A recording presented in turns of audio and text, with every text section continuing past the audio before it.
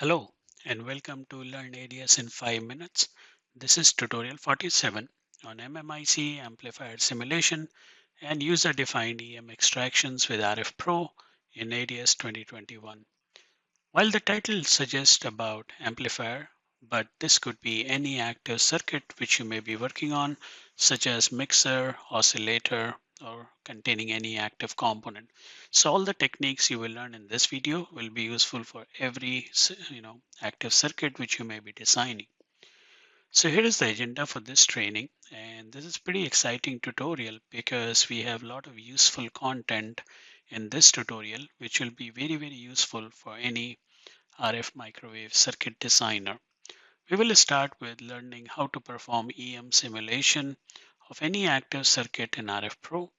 And here we have taken case study of an MMIC amplifier, which I designed some time ago. We will then look at how to perform EM circuit co-simulation of that amplifier using the RFPro capabilities.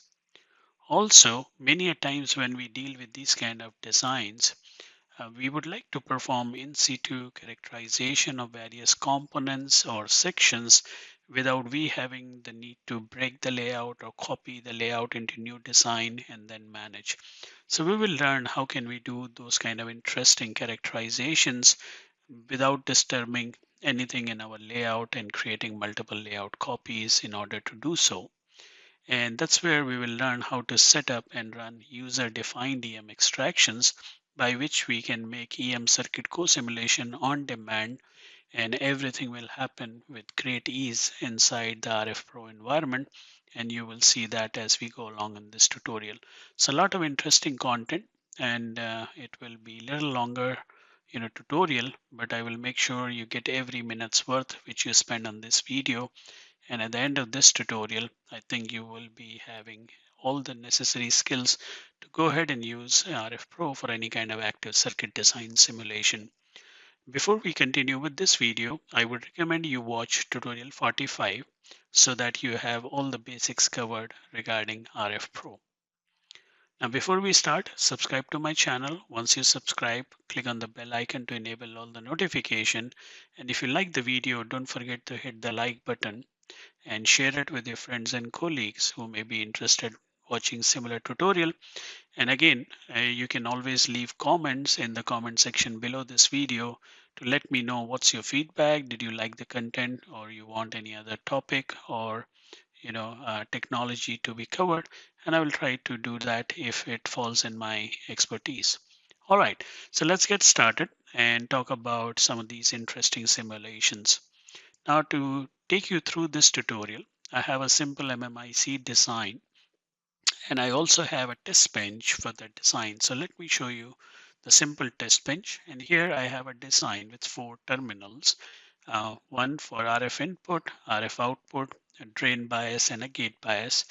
And if we push inside this sub-circuit design, we do have an MMIC amplifier. It's a one-stage amplifier in this case, and that is using a gallium arsenide FET technology from the demo kit library. And this demo kit is an MMIC kit which ships along with ADS. So if you are willing to learn how to do MMIC design, make sure you have this kit configured in your workspace, and you will be up and running in no time, and you can learn all the skills of doing MMIC design.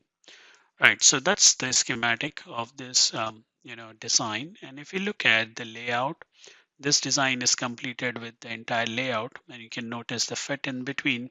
You have the input matching, output matching, and this already has 4 pins placed in the layout for 4 terminals, which you just saw in the schematic. And each of these terminals are denoted as out, VD, VG, and in for easier identification. Right, so if you notice, this layout is a full-fledged MMIC amplifier layout. It's approximately 1.9 mm by 900 micron, which is 0.9 mm. So it's pretty much functional MMIC kind of amplifier, which you will end up designing yourself if you are involved in similar design field. Now, once we have this design, we can go back and look at the test bench once. And in the test bench, I do have, the gate and drain bias setup. And I do have a couple of simulators which I will use to characterize this amplifier. One in terms of S parameter to simulate between 4 and 10 gigahertz, another harmonic balance simulator, and this harmonic balance is also doing a power sweep to note the input versus output characteristics. Now, if I just run simulation on a schematic design, which you see here currently, we can get all the plots necessary for our amplifier characterization. So here on the top row, you can see all the S parameters in terms of gain, S11 and S22. At the bottom, you see frequency dependent harmonic spectrum, as well as input versus output power curve and the gain compression curve. So all these are typical plots which we anyway do for any amplifier characterization. Right, so we will go ahead and put this as a history so that this becomes our reference data. And now to run RFPro simulation, we can go to the layout of our amplifier sub-design, click on RFPro icon to start RFPro. And again, in the tutorial 45, I have covered all the basics of RFPro. What's the GUI? What are these windows? What are the options and so on? So feel free to explore that. Now, as we talked about in the last tutorial, when you load any particular design into RFPro, it has some internal rules by which it recognizes which component to make as layout or circuit or even sub-circuit or sub-design. So using those recognition rule, you will have the primary list available. And here you can see some components are denoted by this black box or outline kind of symbol, and those are the ones which are denoted by these circuit elements. Now, if we want to simulate the entire amplifier using EM or entire layout by EM, I can select all of these components in one shot, right click, change the component role and change it to layout or sub-design. That way, I have the entire layout ready for an electromagnetic simulation. But we all know these active devices like FET or diode or MOSFETs can't be simulated using an electromagnetic simulator. So for that component, I would just simply right click and change the rule to circuit. And once we do that, you will have a black box kind of symbol there. Now, once the component is turned into circuit, we can also expand it. We can see the FET name, instance name, which is M1 in this case. And if we expand it further, we can see this component is a 4-terminal component. So you have a gate terminal, you have a gate. So first one was drain, you have gate, and then couple of source terminals. And the nature of this component declares what kind of pin calibration or pin conditions are included when you take this component out for performing EM simulation by placing the port at those respective points. Now, once I have this component marked as a schematic and rest everything, I would like to do an electromagnetic simulation. The process is as similar to what I showed you in earlier video. I simply drag and drop this FET component to component model. We already had 4 pins in our layout, so we just drag and drop those pins to create ports. And now you can notice I have 4 ports as we originally placed in the layout. And now next option is simple to set the frequency sweep option and set our start and stop. So in this case, I will go ahead and simulate it from DC to 30 gigahertz. And simulator, I'll go ahead and use momentum RF and keep 20 cells per wavelength with the default settings. And once I double click on run, it will start the EM simulation for the selected portion. And now you will, in few seconds, you will have the momentum simulation done. And again, if it is your preference to simulate it with using FEM simulator, the settings, the process, everything remains the same. There's virtually no change. In the options under simulator, you could have picked FEM if you want, and then you could have done any FEM related setting if you want. Right, so here the simulation is finished. It took like 30 seconds, 29 seconds on my laptop to finish. And if we expand the results, we can double click on this S parameter plot. And you can notice we have a 8-port S parameter data available.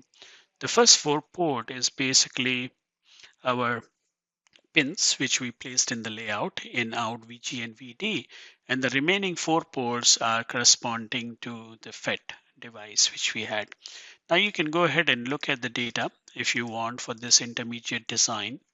Although this data doesn't make any sense right now because we haven't included the amplifying device in our simulation.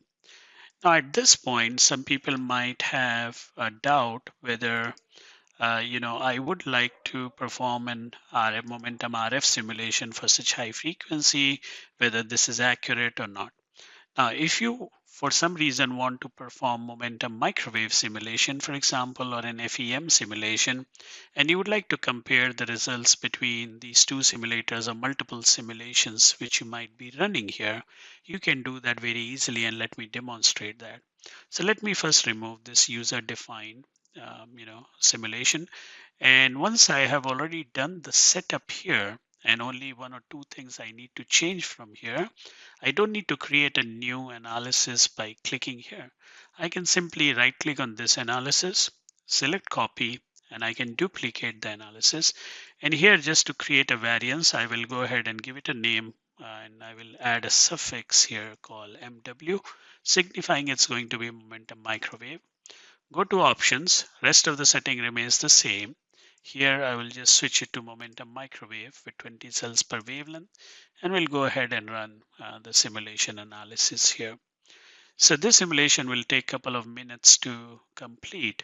So while that is happening, let us talk about how can we do EM circuit co-simulation. That means I would like to see performance of my complete amplifier in the test bench I just showed you. Now for that, I can go to the analysis which is already finished. Under results, I do have an option here, generate subcircuit, because remember this design originally is used as a subcircuit in my test bench.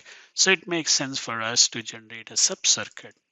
And once we do that, it recognizes that you already have a cell for this design. Would you like to create a new view containing RFPro results in the existing cell?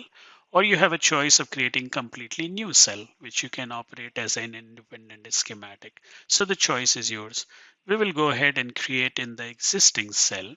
And once we do that, notice the resulting schematic, which I also showed you when I talked about the power divider simulation in one of the earlier videos. So here you do have an 8-port S parameter file containing the SEM analysis results.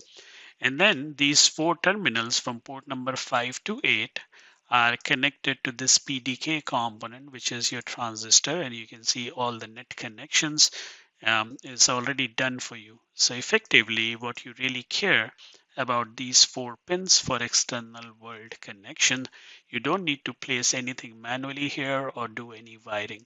Even if you had 20, 30, 50 components which you marked as circuit elements, all that will be integrated automatically. Now, once I have this view, let's close this view and go back to our main design here. Now in this main design, the cell containing this schematic, in the main design, if you go and inspect, I do have a new view along with my circuit design, and that's schematic full EM analysis, and that's one which we just talked about. So it just added a new view, and now instead of using schematic in this component, I can go ahead and choose view. And instead of a schematic, I will choose this view for my simulation within the same test bench. Isn't that very, very easy to do? Now in our data display, remember we already had marked the history so that these traces are freezed on the graph. So let's go back to our test bench and run analysis with this new RFPro results we have. And then we can compare how RFPro results. So all the thick traces are the latest simulation which you did, which is nothing but RFPro. You can see the linear gain has dropped a little bit. The input return loss has improved with EM simulation. Output return loss has slightly degraded with the EM analysis.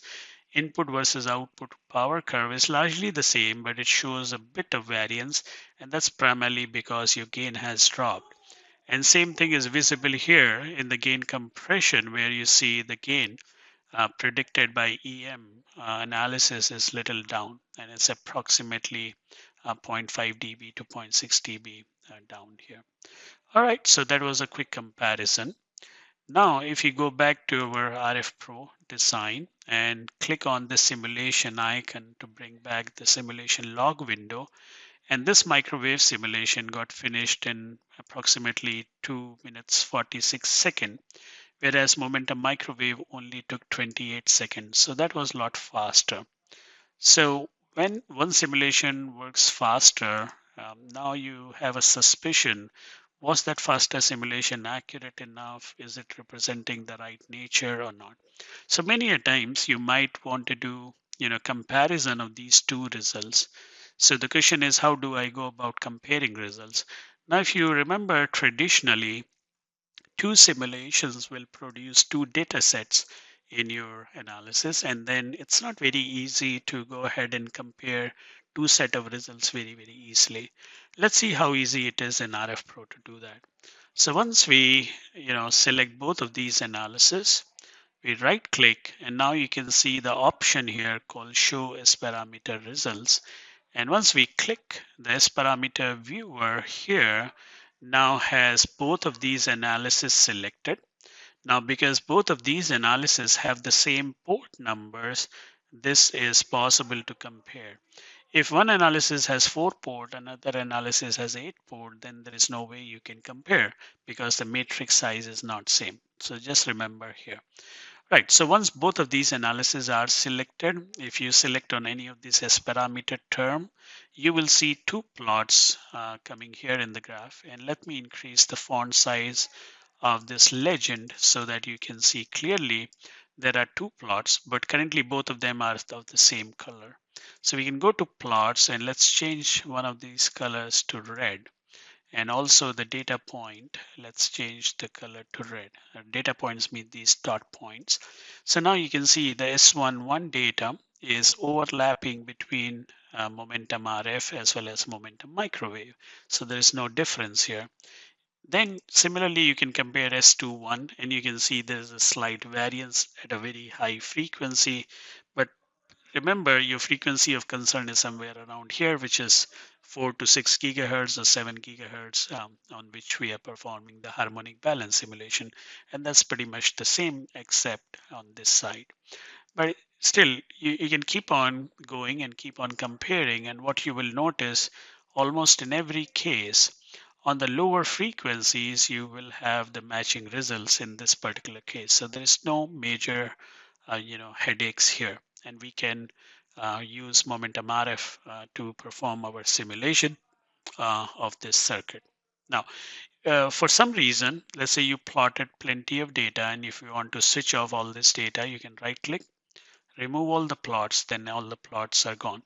Now, once you're plotting any of these data, and let's say for some time, if it is getting confusing and you want to switch off data from one of these analysis, just uncheck this box. And now you can see I switched off the microwave data. I only have the momentum RF data.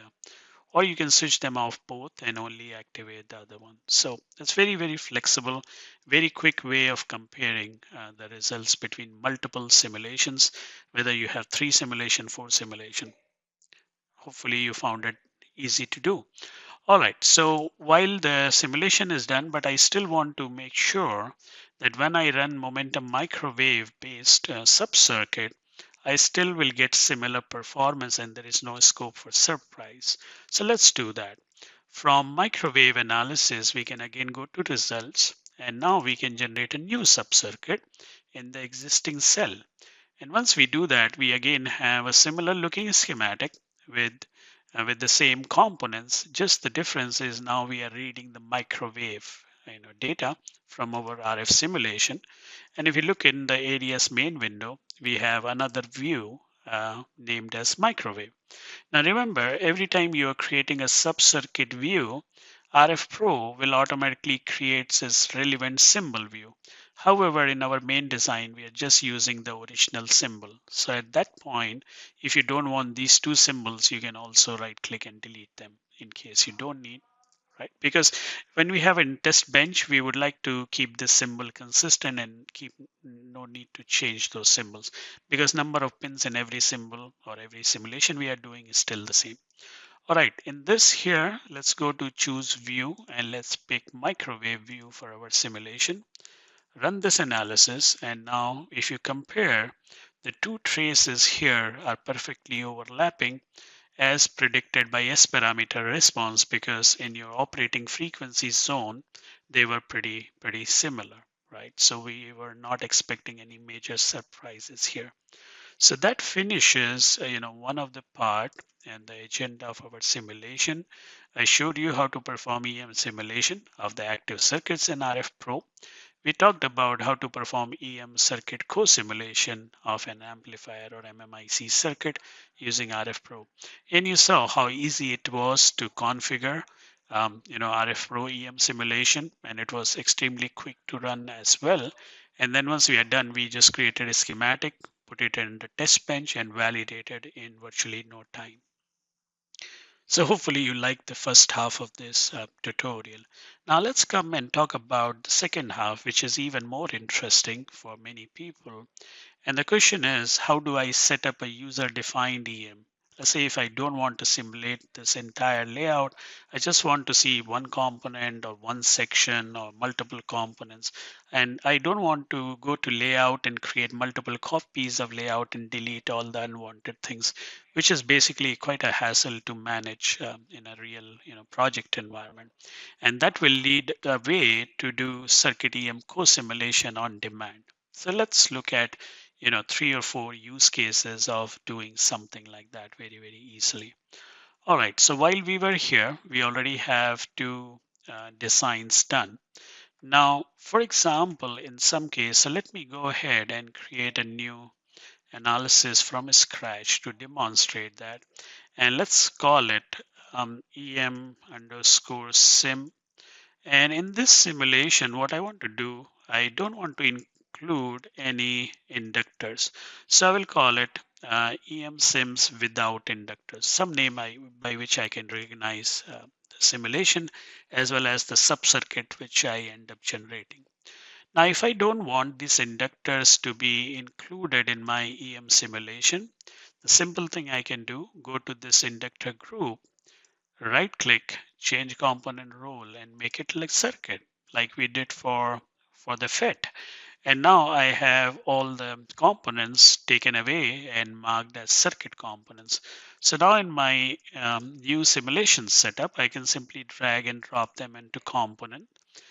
Pins I already have, so let's go ahead and park these pins here. And options, I can go ahead and select up to 30 gigahertz. In simulator, let's pick momentum RF because I know now that RF gives me the decent accuracy. So we'll go ahead and run simulation. Now this simulation will again take few seconds to run, but I want you to think what will happen once you have the S parameter results. Last time when we had M1, we ended up getting 8-port S parameter data. And now you have 5 more inductors. Each inductor has 2 pins. So basically you will have 10 pins extra for inductors and 8 we already had before. So total we will have 18 port S parameter file. So let's see that. So simulation is finished. Let's go ahead and open S parameter plot window. And now you can see you have 18 port S parameter data as we talked about. And there are a lot of ports which got placed when we removed the inductor. So now you have the complete S matrix for multiple ports, and you can go ahead and inspect any S parameter term as you may be interested. Here is the port number, here's the port details, which component it is placed on, and so on and so forth. So by which if you want to see P S1514, you can simply go to 15 and 14 kind of row and column combination, and that's where you can plot the data which you can see there. All right, okay. So once the simulation is finished, now our job is to see how well RFPro scales up if I want to create a subcircuit. So now once I create a subcircuit in existing cell, now you can notice you have an 18 port S parameter data or EM model which got generated. And then you have multiple inductors and all of them are connected, like we were connecting or like it was connecting the FET before.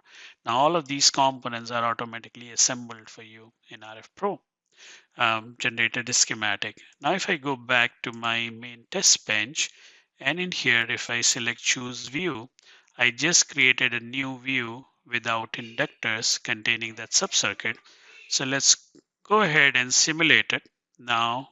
And now you can notice this tick trace, which is representing the results without including that inductor. And that looks quite reasonable, because once you add inductor, it helps to improve a little loss as per design, not always as per this design. And you can see those inductors are actually affecting the output return loss to go worse when we include EM model. But in this case, in the input side, the inductors are working in a constructive fashion. That means when we treat all of them as EM models, that helps to improve return loss. So you can take your own conclusions from here. All right, so what you saw is just one example of EM co-simulation on demand, because I just decided I'm not going to use these components for my EM simulation. In one click, I can just switch it to schematic, add it into my component models in RFPro, and now I will have my new EM co-simulation, kind of design. And all these things is happening without I modifying anything in layout. That's important thing. And I have all the results at one place, so that whenever I want to take a look at the specific results here, I can always go back and have a look at the corresponding results. And if I have saved the fields, I can also look at near field, far field as may be needed. All right, pretty interesting, I hope. Now I want to talk about a second type of simulation. So for that, let me switch this inductor back into its original role, which was of layout. Now for some reason, if I see certain distortion in my response, the next question comes to my mind is whether all the inductors are behaving okay, whether all the capacitors are behaving okay, and things like that. So if I just want to characterize this particular inductor for electromagnetic simulation, how can I do that? In a regular, sense, if I have a doubt on this inductor, let's say, so what you will end up doing, you will take this inductor, copy it, you will create a new layout, you will place this inductor in this new layout, and now you will go ahead and connect a port to these two layout, terminals of this inductor. You will create an EM setup, and then you will select whether you want to run momentum microwave, FEM, and then you go on describing all the settings and you simulate. And let's do that. So let's switch it to momentum RF. Let's go to options, mesh, and let's keep it 200 cells per wavelength. And in terms of frequency plan, let's go ahead and simulate it till DC to 20 gigahertz. And let's go ahead and simulate this design. And once we have the simulation completed, you will have a regular S parameter data display. However, I'm more interested in looking at inductance produced by this inductor. So I'll go ahead and delete all the plots, and I can go to insert template. In the list of available templates under EM product, I have this template, which is very useful. Is called S2 port S spiral. That means when I'm running a 2-port S parameter simulation, I can use this template here.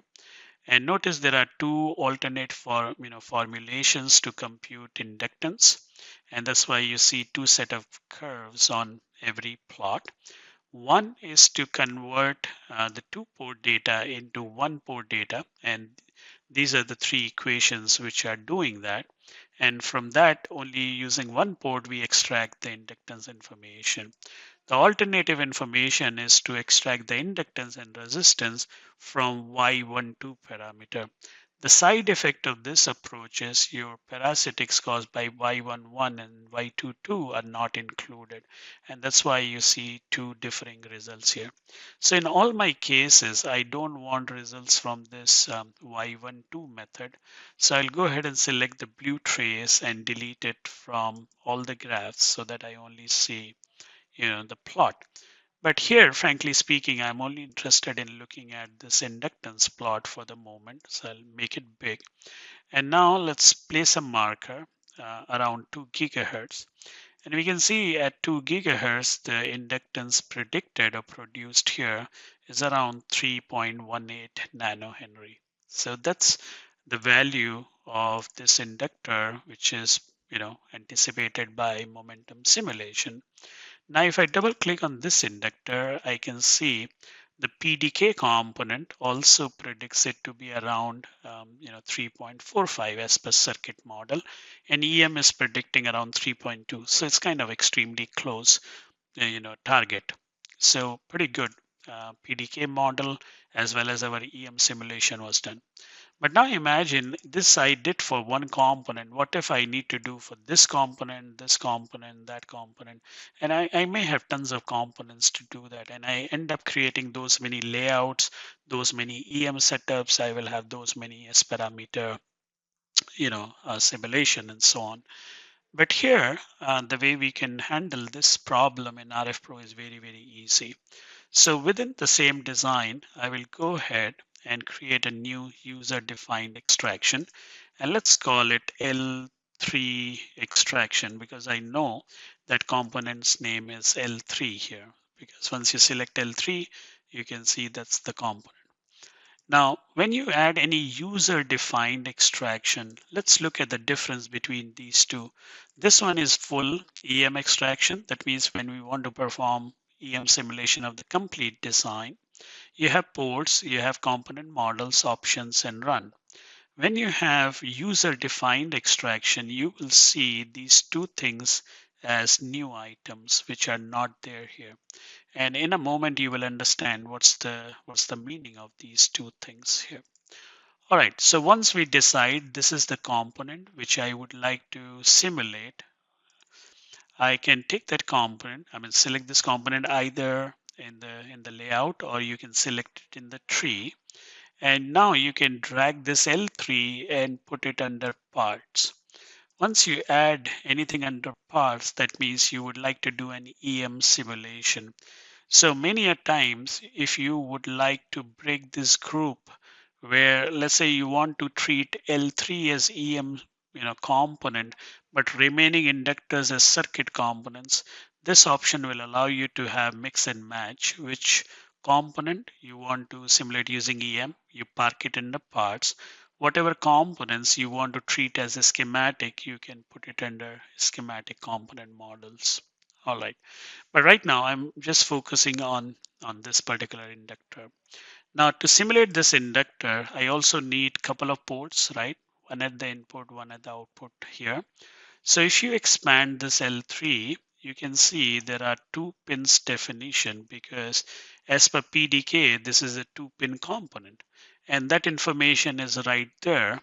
And once I select this, I could simply right click. I say create 1 port per pin. And as soon as I do that, RFPro will ask me which analysis are you talking about, where you want to create port. And obviously I'm doing this in this design or this extraction. You click OK, and now you have 2 ports, which are simulation ports. You can see nicely plus and minus is on the reference cover at the bottom here. Right, so without modifying any layout, without creating any hassle, I just picked the component, added it here. I created 2 ports. Now we can go to options, simulate this inductor till 20 gigahertz like we did earlier, momentum RF 200 cells per wavelength like we set in our EM earlier. Double click on it, and now a new simulation will be run. And you can notice all analysis have different results here, so they're not overwriting on top of each other. as long as you create a different name. So simulation is finished. It took like 4 seconds to extract. Now we can go to results, look at S parameter results here. And as you would expect, you have a 2-port S parameter result. If I click on S11, that's your inductor, S11. If you click on S21, that's the transmission response. But I'm more interested in looking at, the inductance plot. So from the list of measurement here, you can see inductance calculation is already built in. And once we click on inductance calculation, you have this inductance plot appearing. And that's using one method. Remember, in our data display, we had 2 methods here. So if I undo all the actions we did, remember, so one was extracted using 2-port, 2 pins when we place 1 port in between, and that's using this formulation. And for another port, we converted 2 port into 1 port. That means we shorted the second port, and that's what happened here. So similarly, when we look at this 1-port data, and if we place a marker here around 2 gigahertz like we did earlier, and once we increase the font size by double clicking on it, let's make this font size around 30. And now you can notice it is also predicting around 3.2 nanohenry of inductance around 2 gigahertz, which is pretty consistent with what we were getting using this plot, as well as it is the same similar inductance which was predicted by that component. But just notice the ease of use in here. Now, if you want to get another inductance value using 1-2 method, so here you have 1, here you have 2, and if you click there, you have that inductance which you were seeing, earlier there. So that inductance would be equal to almost what you saw in other method. But again, that's not pretty accurate. So using 1-port method always is a better option to characterize any inductor or capacitor. All right. So you just saw how easy it is to do in situ characterization of any component.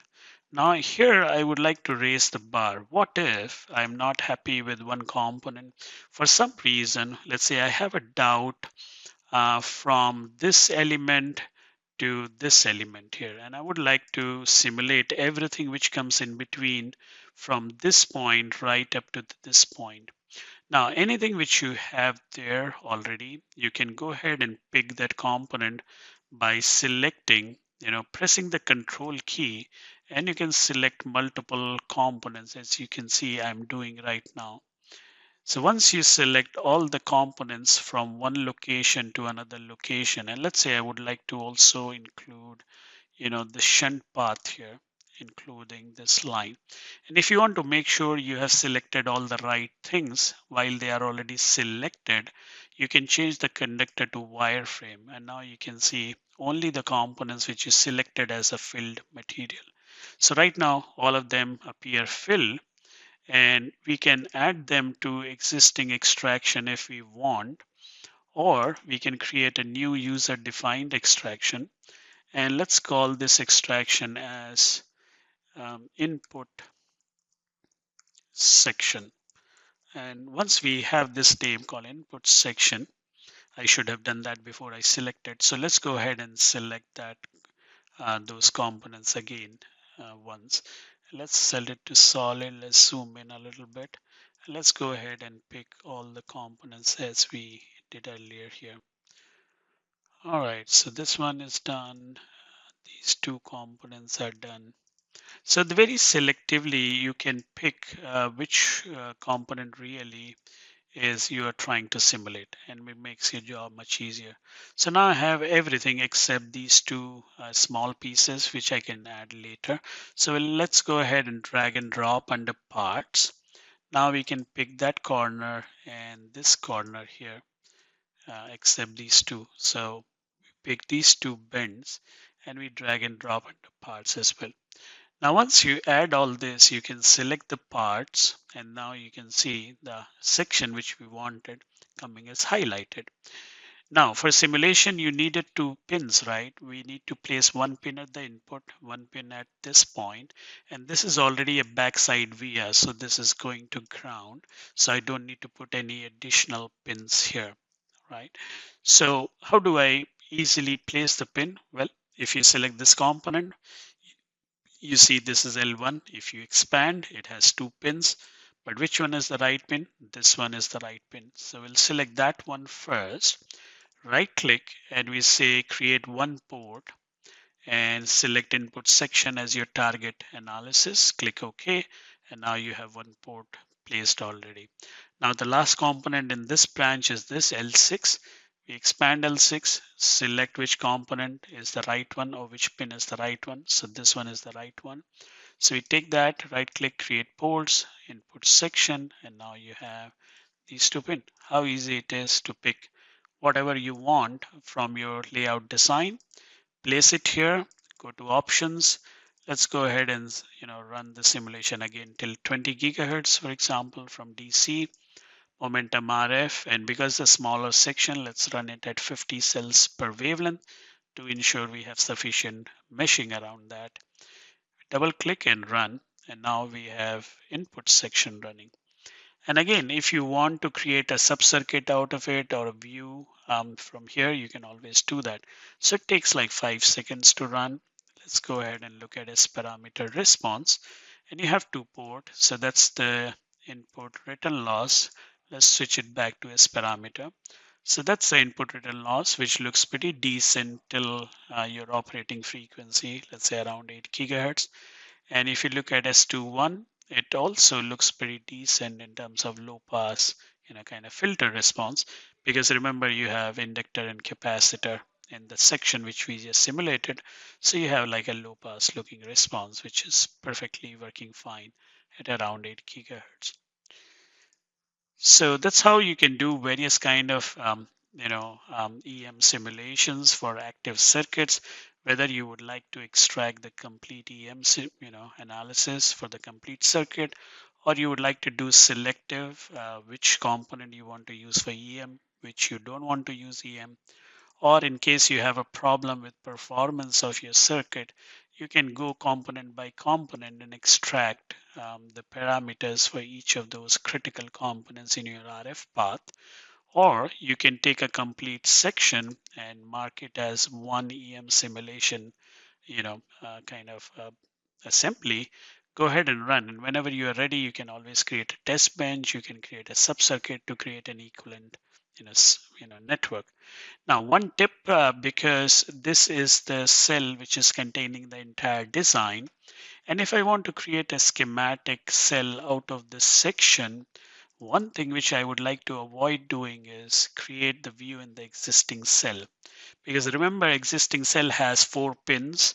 And if I want to create an existing cell, this will not fit the bill because this section is only 2 pin, number one.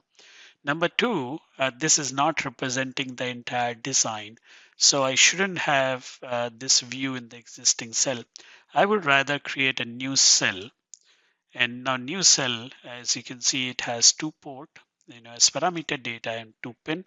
And if you go back to your main design of ADS, you do have this new circuit for input section, and it has its own schematic and symbol.